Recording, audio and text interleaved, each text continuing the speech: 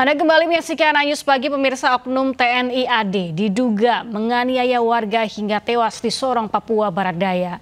Keluarga menuntut pihak TNI AD untuk bertanggung jawab atas peristiwa ini.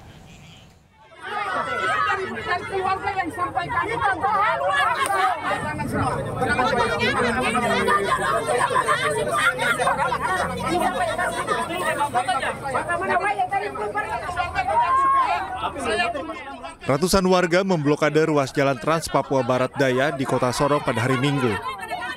Aksi ini merupakan buntut dari tewasnya seorang warga bernama Abner Karet yang diduga menjadi korban penganiayaan oleh seorang oknum TNI Angkatan Darat. Blokade jalan membuat arus lalu lintas dari Kota Sorong menuju Kabupaten Sorong dan beberapa daerah lainnya lumpuh total. Sejumlah warga yang hendak melintas terpaksa menunggu berjam-jam. Situasi sempat memanas ketika rombongan Dandim 1802 Sorong dan Danrem 181 Praja Viratama tiba di lokasi. Masa mengadang rombongan ini menuntut kejelasan dan keadilan atas kematian Abner Karet. Melihat bahwa proses yang dilakukan kejadian ini kan kurang lebih dari informasi yang kita dapat itu kan sudah terjadi dari hari Jumat. Sampai sekarang dan korban ini sudah meninggal. Ini bagi kami ini tidak ada hukum lagi di Papua ini. Kalau memang orang itu dia bersalah, kenapa tidak dibawa dan diserahkan ke pihak penegak hukum untuk hukum yang ditegakkan gitu? Masih dalam tahap pendalaman. Dan apabila hasil pendalaman terbukti ada anggota TNI yang melakukan pelanggaran, pastinya kita akan tindak secara tegas sesuai dengan aturan dan hukum yang berlaku. Setelah 9 jam melakukan pemblokiran jalan, massa akhirnya membubarkan diri sekitar pukul 20:30 waktu Indonesia Timur. Dampak dari kejadian awal itu kan pemalangan ini juga menimbulkan korban masyarakat juga. Jadi pihak keluarga yang sebagian yang memalang ini kan mereka tidak, mungkin karena sedang marah, sedang kecewa, ya akhirnya mereka palang jalan. Tapi dampaknya ini kan kepada masyarakat yang lain.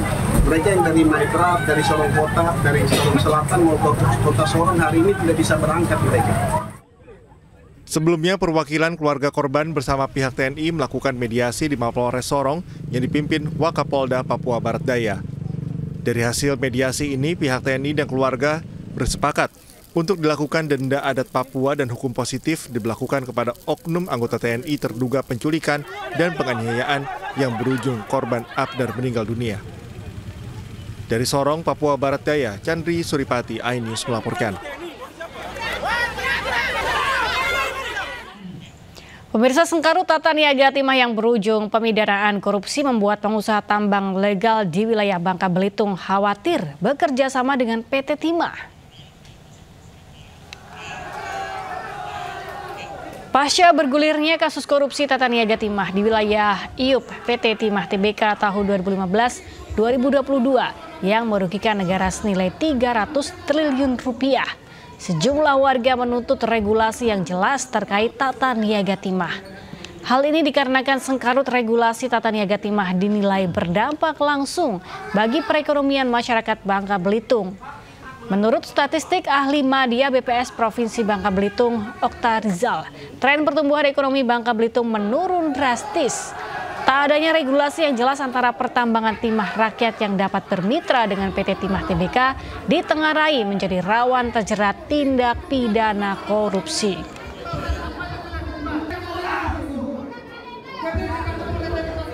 Pendapatan masyarakat banyak ya dengan bekerja di Timah, otomatis akan meningkatkan daya belinya juga. Tapi ketika dia beralih ke lapangan usaha lain yang pendapatannya lebih rendah, otomatis dia harus menahan pola konsumsinya. Tapi harus dipikirkan juga, Timah ini jangan sampai kita bekerja sampai banyak masyarakat yang putus sekolah atau apa. Jadi perlu dikelola dengan baik lah untuk industri pertimahan yang ada di. Usai permohonan pra-peradilan ditolak, Komisi Pemberantasan Korupsi akan memanggil Sekjen PDIP Hasto Kristianto. Hasto akan kembali diperiksa sebagai tersangka dugaan suap dan perintangan penyidikan kasus Harun Masiku.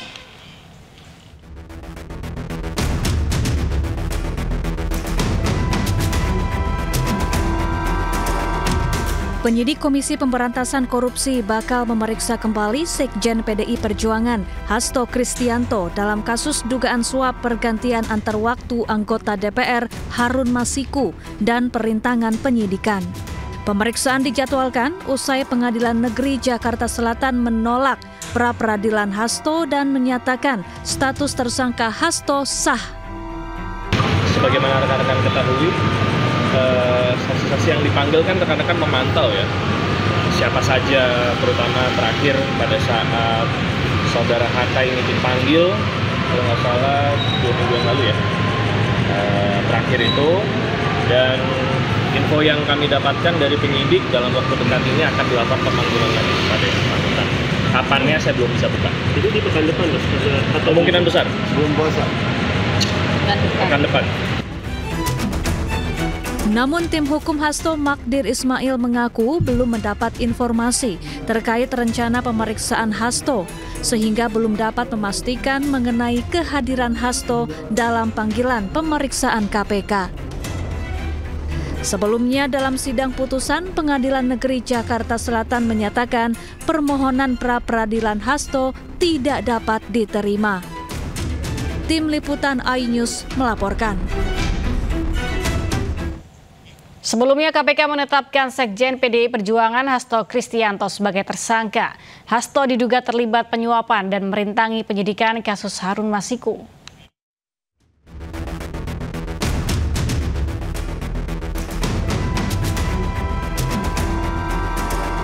KPK menetapkan Sekjen PDI Perjuangan Hasto Kristianto sebagai tersangka dalam kasus suap pergantian antar waktu Harun Masiku. Komisi Anti Rasuah menemukan bukti Hasto bekerja sama dengan Harun Masiku melakukan upaya suap kepada ex-komisioner KPU Wahyu Setiawan untuk meloloskan Harun Masiku sebagai anggota legislatif melalui mekanisme pergantian antar waktu.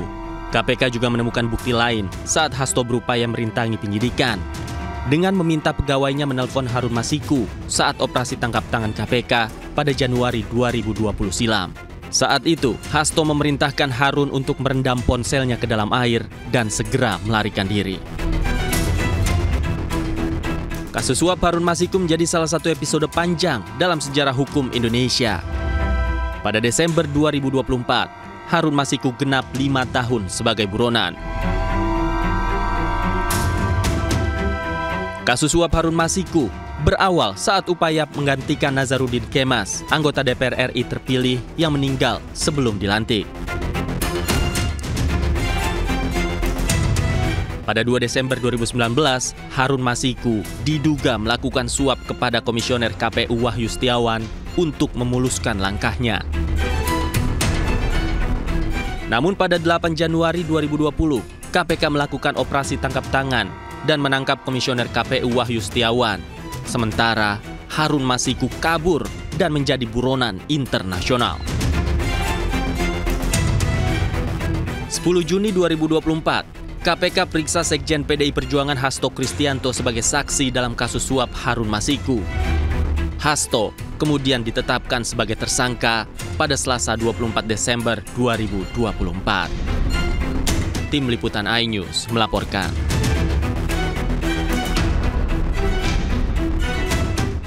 Pemirsa, Wakil Gubernur Jakarta terpilih Rano Karno atau Sidul menjalani pemeriksaan kesehatan di hari pertama pada Minggu siang. Sementara Gubernur Jakarta terpilih Pramono Anung akan menjalani pemeriksaan kesehatan di hari kedua.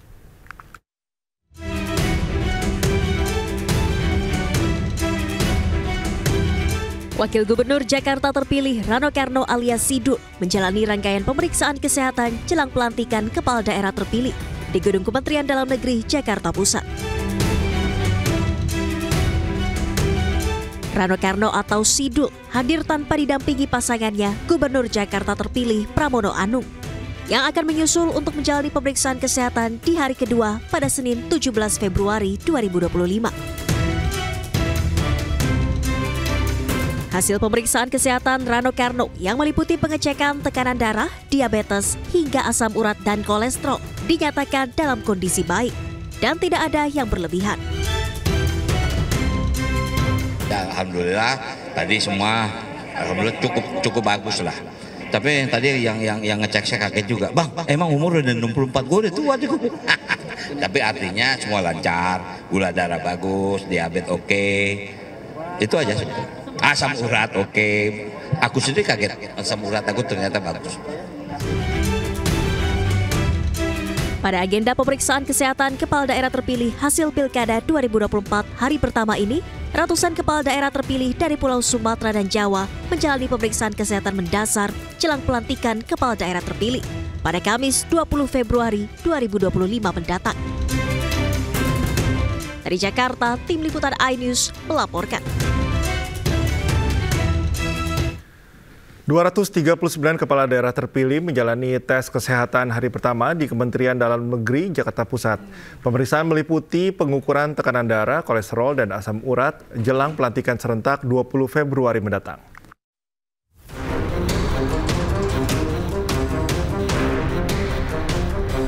Sejumlah kepala daerah melakukan tes kesehatan di Kemendagri sebelum dilantik pada 20 Februari mendatang.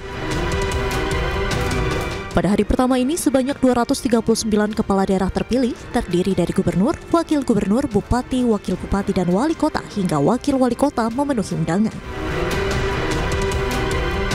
Di hari pertama ini, sejumlah kepala daerah yang menjalani pemeriksaan kesehatan, diantaranya Bobi Nasution, gubernur terpilih Sumatera Utara, dan Ahmad Lutfi, gubernur terpilih Jawa Tengah. Mereka menjalani pengecekan kesehatan seperti pengukuran tensi, gula darah, asam urat, dan kadar kolesterol. Pemeriksaannya alhamdulillah bagus semua, tadi tensinya bagus, gula darahnya bagus, kolesterolnya, asam uratnya bagus semua, normal semua.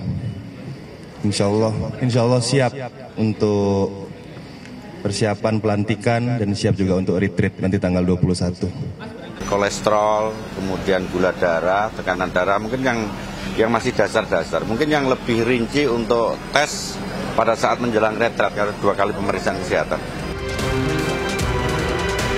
Tes kesehatan sendiri terbagi dalam 3 sesi, dimulai pukul 8.00 hingga 15.00 waktu Indonesia Barat. Selain tes kesehatan, para kepala daerah terpilih juga mengambil tanda pangkat di kantor Kementerian Dalam Negeri Gambir, Jakarta Pusat. Dari Jakarta, Indra Setiabudi, Jaka Samsa, iNews melaporkan. Gubernur Jawa Barat terpilih Deddy Mulyadi menjalani pemeriksaan kesehatan di Gedung F Kemendagri. Deddy mengungkapkan tak ada persiapan khusus dalam proses pemeriksaan kesehatan.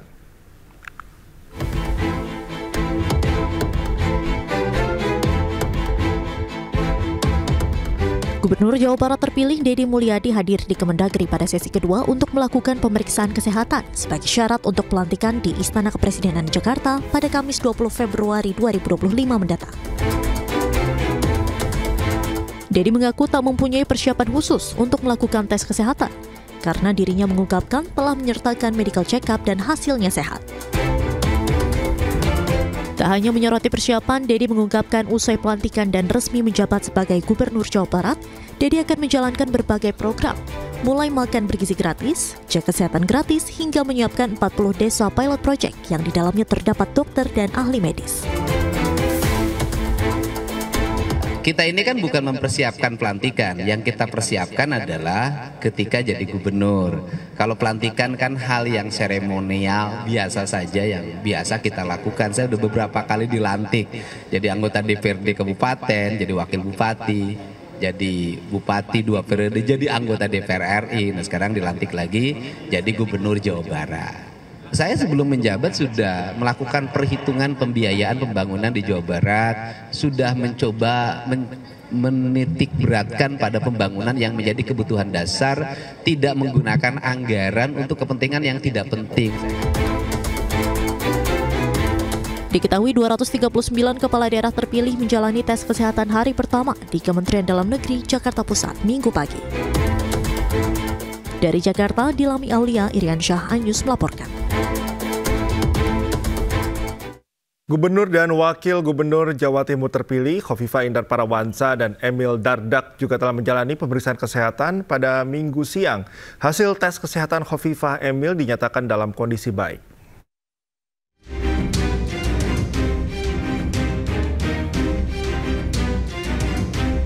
Pasangan Gubernur Wakil Gubernur Jawa Timur terpilih, Hovifah Indar Parawansa, Emil Elistianto Dardak, hadir pada sesi ketiga agenda pemeriksaan kesehatan kepala daerah terpilih Minggu siang.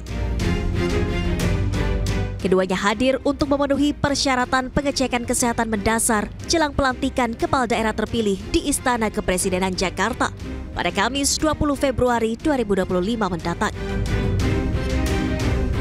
Kompak mengenakan pakaian bernuansa putih, Hovifah Emil mengaku tak khawatir dengan hasil pemeriksaan kesehatan mendasar yang meliputi pengecekan tensi, gula darah, serta kolesterol dan asam urat. Saya bersama Mas Emil baru saja mengikuti tes kesehatan terkait dengan pertama tensi, kedua gula darah, ketiga kolesterol. Biasa kawan-kawan saya rasa kita harus menjadi dokter bagi diri kita sendiri. Dan biasa saya juga kemana-mana pergi saya membawa alat tes yang memang dimungkinkan kita bisa cek kondisi kesehatan kita masing-masing.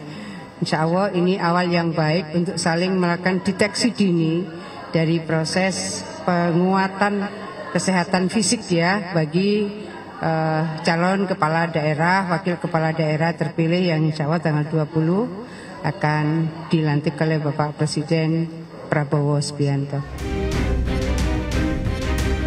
Usai menjalani pemeriksaan kesehatan mendasar, kepala daerah terpilih beserta wakilnya selanjutnya diwajibkan mengikuti gladi kotor pelantikan pada 18 Februari 2025 dan gladi bersih pelantikan pada 19 Februari 2025 di Istana Negara Jakarta. Dari Jakarta, Tim Liputan iNews melaporkan. Sementara itu, pemerintah pastikan retret kepala daerah akan menggunakan anggaran dari Kementerian Dalam Negeri dan Lemhanas. Kegiatan tersebut dipastikan berjalan sesuai undang-undang yang berlaku. Soal retreat, jadi teman-teman, berdasarkan edaran terbaru dari Kementerian Dalam Negeri, retreat di Magelang nanti itu sepenuhnya menjadi biaya Kementerian Dalam Negeri setelah direkonstruksi anggarannya. Kalau sebelum rekonstruksi memang rencananya cost sharing, karena anggaran Kemendagri ada yang dipotong, kemudian dari Pemda-Pemda juga sebenarnya mereka sudah punya biaya rutin untuk diklat dari kepala daerah terpilih. Jadi rencana awalnya cost sharing, tapi setelah kemudian dilakukan rekonstruksi anggaran dengan formula baru, akhirnya Kemendagri mampu untuk menanggung seluruh biaya retreat di Magelang. Nah, banyak yang bertanya, retreat ini efisienkah? Jadi gini, perintah dari Undang-Undang Nomor 23 tahun 2014, ini perintah undang-undang. Kementerian Dalam Negeri itu wajib memberikan pelatihan kepada kepala daerah yang baru terpilih itu 2 minggu. Itu perintah. Dan ada juga perintah dari undang-undang kepada Lemhanas untuk memberikan diklat kepada kepala daerah calon-calon pemimpin itu minimal 1 bulan. Nah sekarang diklat pemimpin ini disatukan, jadi hanya 7 hari. Jadi diklat Kemendagri dengan diklat Lemhanas sekarang disatukan nih. Jadi kerjasama antara Kemendagri dengan Lemhanas. Jadi biayanya pun bisa jadi lebih hemat, prosesnya lebih hemat, dan kemudian juga dari sisi waktu juga jauh lebih efisien. Jadi ini sekarang kepala daerah nggak perlu lagi 2 diklat. Nggak perlu lagi diklat Kemendagri kemudian dilanjutkan dengan diklat Lemhanas, tapi sekarang disatuin. Lemhanas bekerja sama dengan Kemendagri, menyatukan diklat kepemimpinan, diklat calon pemimpin, itu disatukan dalam 7 hari saja. Dan dilaksanakan bersama-sama di daerah Magelang nanti. Meski sejumlah kepala daerah telah menjalani tes kesehatan di Jakarta pada Minggu siang jelang dilantik pada 20 Februari mendatang, namun perselisihan hasil pemilu di sejumlah daerah terus berlanjut. Surat domisili 23 Agustus. Padahal surat yang dipalsu itu 20 Agustus yang menyatakan domisili. Bagaimana mungkin surat domisili tanggal 23? Tapi kemudian kuasa hukum pasangan calon gubernur dan wakil gubernur Papua nomor urut 2 Matius Fahiri dan Aryoko mendatangi Barreskrim Mabes Polri melaporkan anggota KPU RI dan juga ketua KPUD Papua. Pelaporan atas dugaan memberikan keterangan palsu dan dalam persidangan di Mahkamah Konstitusi terkait perkara perselisihan hasil pemilu PHPU Gubernur Papua. Sejumlah bukti pun telah disiapkan. Menurut kuasa hukum Cagup Papua nomor urut 2, anggota KPU dan juga Ketua KPUD Papua diduga sengaja menjawab di luar dari ketentuan perundang-undangan sebelum penetapan pasangan calon pada 22 September silam. Tapi kemudian surat yang dipalsu itu ngomongnya tanggal 22. Kan dengan masuk syarat calon gubernur dan wakil gubernur Provinsi Papua. Ini kepentingan orang banyak, bukan kepentingan segelintir orang yang mengatasnamakan menafsirkan aturan-aturan, sementara aturan mengatakan yang secara tegas dan benar bahwa itu berada pada tanggal 6 sampai 8 September masa perbaikan. Setelah itu tidak ada lagi dan tidak boleh menambah dokumen baru di dalam masa